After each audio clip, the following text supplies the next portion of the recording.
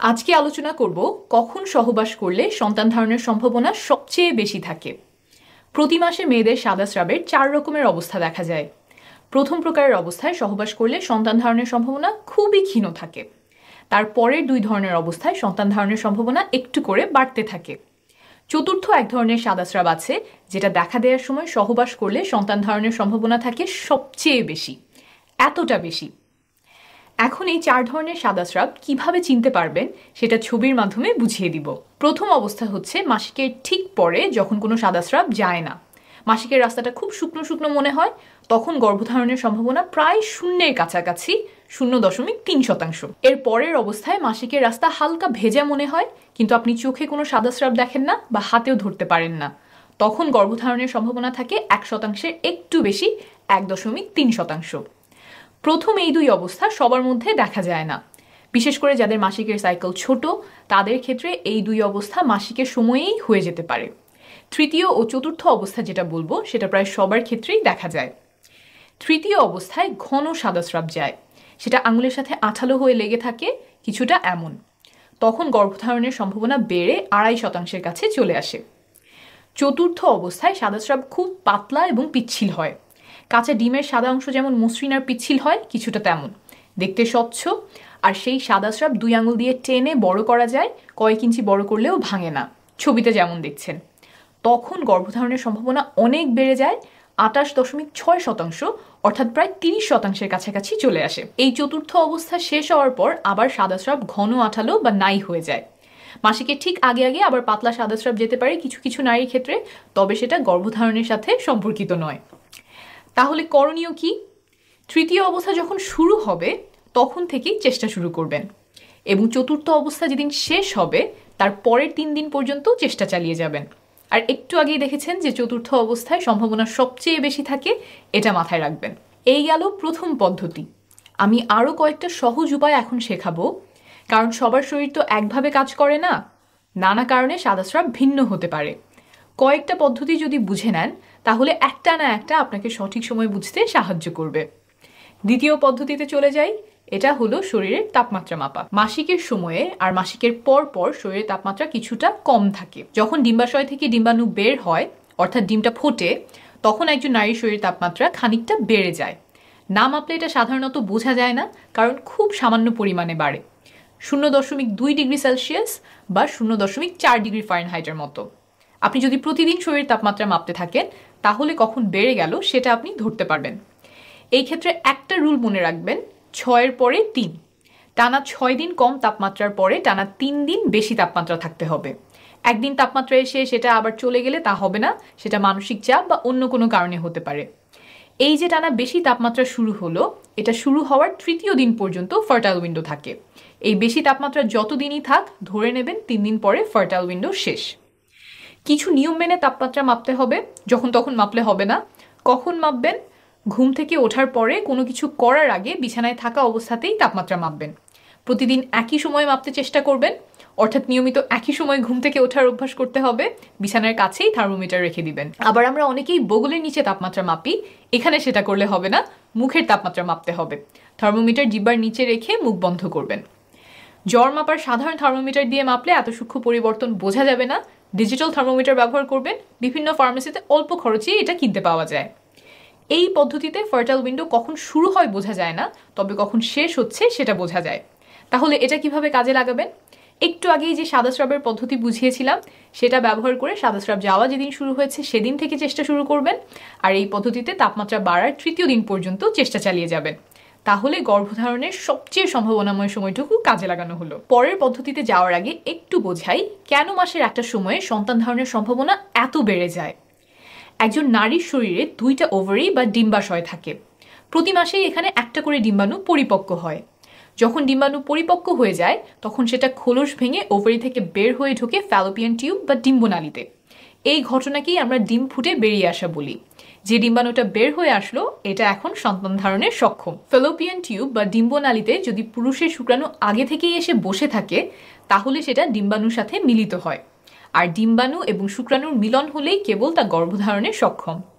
যদি শুক্রাণু মিলিত না হয়, ডিম্বাণু একা একা জরায়ুতে এসে পৌঁছায়, তাহলে তার কয়েকদিন পরে জরায়ু তার গায়ের মোটা প্রলেপ ঝেড়ে ফেলে, সেখান থেকে রক্তক্ষরণ হয়। এই ঘটনাকেই আমরা বাইরে থেকে মাসে মাসে ঋতুস্রাব বা মাসিক হিসেবে দেখে থাকি। এটাই সাধারণভাবে ঘটে, এর বাইরেও কিছু ব্যাপার আছে, তবে এখনকার আলোচনার জন্য সেটা বোঝার প্রয়োজন নেই। এখন খেয়াল করেন, নারীর দেহে পুরুষের শুক্রাণু সাধারণত 3 দিন বাঁচে, কিছু ক্ষেত্রে 7 দিন পর্যন্ত বাঁচতে পারে, কিন্তু একটা পরিপক্ক ডিম্বাণু থাকে সর্বোচ্চ 24 ঘন্টা। তার মানে ডিম্বাণু খুব অল্প সময়ের জন্য থাকে। তাই ডিম্বাণু যে কয়েক ঘন্টা আছে এই সময়টা আমাদেরকে ব্যবহার করতে হবে, না হলে গর্ভধারণ হবে না। যেহেতু পুরুষের শুক্রাণু নারী দেহে কয়েকদিন বেঁচে থাকতে পারে, তাই শুক্রাণুকে আগে আগে গিয়ে বসে থাকতে হবে ডিম্বাণুর জন্য, যাতে ডিম্বাণু বের হলেই শুক্রাণু গিয়ে তার সাথে মিলিত হতে পারে। অর্থাৎ ডিম্বাণু বের হওয়ার আগের কয়েকদিন যদি সহবাস করা হয়, তাহলে শুক্রাণু ঠিক সময়ে ঠিক জায়গায় থাকার সম্ভাবনা বাড়ে। আর এই কয়েকটা দিনকেই বলে ফার্টাইল উইন্ডো। এটাই আমরা বিভিন্ন হিসেবের মাধ্যমে ধরার চেষ্টা করছি। এখন আবারও চলে যাই ফার্টাইল উইন্ডো চেনার পদ্ধতিতে। এখন খুব সহজ একটা উপায় বলবো, তবে এটা তুলনামূলকভাবে একটু কম নির্ভরযোগ্য। এই পদ্ধতি ব্যবহার করবেন যদি আপনার মাসিক নিয়মিত হয়। একদম কাটায় কাটায় 1 মাস পরপর মাসিক হতে হবে এমন না। যদি 26 থেকে 32 দিন পরপর মাসিক হয়, তাহলে এই পদ্ধতি ব্যবহার করতে পারবেন। এই পদ্ধতি অনুযায়ী মাসিক শুরু হওয়ার পর 8 নম্বর দিন থেকে 19 নম্বর দিন পর্যন্ত আপনার ফার্টাইল উইন্ডো। অর্থাৎ যদি 1 তারিখে মাসিক শুরু হয়, তাহলে 8 তারিখ থেকে 19 তারিখ পর্যন্ত সময়টাতে আপনার গর্ভধারণের সম্ভাবনা সবচেয়ে বেশি থাকবে। তবে শুধুমাত্র এই পদ্ধতি ব্যবহার না করে সাথে অন্য পদ্ধতিও মিলিয়ে ব্যবহার করার চেষ্টা করবেন, কারণ সবসময় যে এই 8 নম্বর থেকে 19 নম্বর দিনের মধ্যেই ডিম্বাণু বের হবে এমন নয়। এই জন্যই অন্য পদ্ধতিগুলিও বুঝিয়েছি। এখন চলে আসি 4 নম্বর পদ্ধতিতে। এটা একটু কষ্ট করে হিসেব করতে হবে, তবে ভালো কাজ করে। পদ্ধতিটা হলো ক্যালেন্ডারে তারিখ হিসাব রাখা। প্রথম যেদিন মাসিক শুরু হয় সেই তারিখটা ক্যালেন্ডারে দাগ দিয়ে রাখবেন। মাসিক কবে শেষ হলো সেটা দাগানোর প্রয়োজন নাই। এরপরে আবার যেদিন মাসিক শুরু হবে ক্যালেন্ডারে সেই তারিখটা দাগ দিবেন। এই 2টা তারিখের মধ্যে যত দিনের পার্থক্য সেটাই আপনার মাসিকের সাইকেলের দৈর্ঘ্য। ধরেন আপনার মাসিক শুরু হলো 1 তারিখ, তারপর আবার মাসিক হলো সেই মাসেরই 29 তারিখ। তাহলে 1 তারিখ থেকে সাইকেল শুরু হয়েছে, 28 তারিখে শেষ, 29-এ আবার নতুন সাইকেল শুরু। তাহলে এবার আপনার সাইকেল ছিল 28 দিনের। এভাবে অন্তত 6 মাস ধরে আপনার মাসিকের হিসাব রাখতে হবে। সবগুলোর দৈর্ঘ্য হয়তো একই হবে না, কোনোটার আসবে 33 দিন, কোনোটার 26 দিন। যখন 6টা দৈর্ঘ্য আপনি পেয়ে গেছেন, তার মধ্যে সবচেয়ে লম্বা আর সবচেয়ে ছোট সাইকেল দুটো আপনি নেবেন। সবচেয়ে ছোট সাইকেল থেকে 18 বিয়োগ করলে যেই সংখ্যাটা পাবেন, আপনার সাইকেলের সেই দিন থেকে ফার্টাইল উইন্ডো শুরু। আর সবচেয়ে লম্বা সাইকেল থেকে 11 বিয়োগ করলে যেই সংখ্যাটা আসবে, সেই দিন আপনার ফার্টাইল উইন্ডোর শেষ দিন। একটা উদাহরণ দিয়ে বোঝাই। ধরা যাক আপনার সবচেয়ে ছোট সাইকেল হচ্ছে 26 দিনের। এখান থেকে 18 বিয়োগ করলে হলো 8, অর্থাৎ আপনার সাইকেলের 8ম দিন থেকে ফার্টাইল উইন্ডো শুরু।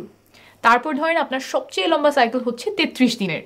11 বিয়োগ করলে হয় 22, অর্থাৎ আপনার সাইকেলের 22তম দিন হচ্ছে শেষ দিন। তাহলে মাসিক শুরু হওয়ার পরে 8 নম্বর দিন থেকে 22 নম্বর দিন হলো আপনার ফার্টাইল উইন্ডো। এর যে কোনো একদিন আপনার ওভারি থেকে ডিম্বাণু বের হওয়ার সম্ভাবনা আছে, তাই এই সময়টাতে সহবাস করলে শুক্রাণু আগে আগে গিয়ে ডিম্বাণুর জন্য বসে থাকতে পারবে। মাসিকের সাইকেল হিসাব করার সময় সাধারণত 2টা ভুল দেখা যায়। 1, মাসিক শেষ হওয়ার দিন থেকে অনেকে গোনা শুরু করে, কিন্তু হিসাব করতে হবে যেদিন মাসিক শুরু হলো সেই দিন থেকে। 2, অনেকে পরের মাসিক শুরু হওয়ার দিনটাও গোনে। পরের মাসিক যেদিন শুরু হলো সেদিন থেকে কিন্তু নতুন সাইকেলের হিসাব করতে হবে। ফার্টাইল উইন্ডো চেনার আরো অন্যান্য কিছু উপায় আছে। বাজারে ওভিলেশন কিট পাওয়া যায়, যেগুলো কিছুটা প্রেগন্যান্সি টেস্টের মতো প্রস্রাবে হরমোনের লেভেল মেপে বলে দেয় কখন ডিম্বাণু বের হয়ে আসতে পারে। সেগুলোও ব্যবহার করতে পারেন, তবে দাম তুলনামূলকভাবে বেশি। মোবাইল ফোনে কিছু অ্যাপ পাওয়া যায়, যেমন ক্লু, গ্লো ইত্যাদি। মাসিকের তারিখ বসালে তারা ফার্টাইল উইন্ডো হিসাব করে দেয়, তবে এই সবগুলো অ্যাপই নির্ভরযোগ্য না। ব্যবহার করলে আপনার সাইকেলের দৈর্ঘ্য সম্পর্কে একটা ধারণা পেতে পারেন। এছাড়াও ডিম্বাণু বের হওয়ার পরে স্তনে বা তলপেটে ব্যথা হতে পারে, পেট ফাঁপা লাগতে পারে, তবে এই লক্ষণগুলো ব্যবহার করে ফার্টাইল উইন্ডো বের করা নির্ভরযোগ্য নয়। সবার ফার্টাইল উইন্ডো একই সময়ে হয় না, আবার একই মানুষের ক্ষেত্রে এক এক মাসে এক এক সময় হতে পারে। মাসিক যদি নিয়মিত হয় তাও। তাই নিজের শরীরের লক্ষণগুলো যেমন তাপমাত্রা, সাদা স্রাব, এগুলোর দিকে খেয়াল রাখলে সময়টা আরো ভালোভাবে চিনতে পারবেন। যতগুলো পদ্ধতি বললাম, এগুলোর কোনোটাই একদম নিশ্চিত করে বলতে পারবে না যে এই সময়েই ডিম্বাশয় থেকে ডিম্বাণু বের হয়ে এসেছে এবং এর মধ্যে সহবাস করলে বাচ্চা হবেই। তবে পদ্ধতিগুলো অনুসরণ করলে, বিশেষ করে কয়েকটা পদ্ধতি সমন্বয় করলে সন্তান ধারণের সম্ভাবনা অনেকটা বাড়বে। মনে রাখবেন, নিয়মিত সহবাস করলে, অর্থাৎ 1 দিন বা 2 দিন পরপর সহবাস করলে 1 বছরের মধ্যে 80%-এরও বেশি দম্পতি সফল হন। তাই 3-4 মাস চেষ্টা করে সফল না হলে ঘাবড়ে যাবেন না, সময় লাগতে পারে। 1 বছর নিয়মিত চেষ্টা করার পরেও সফল না হলে ডাক্তারের পরামর্শ নেবেন। আর নারীর বয়স যদি 35-এর বেশি হয় তাহলে 6 মাস চেষ্টা করার পরেই ডাক্তারের শরণাপন্ন হবেন। আপনার সফলতা কামনা করছি।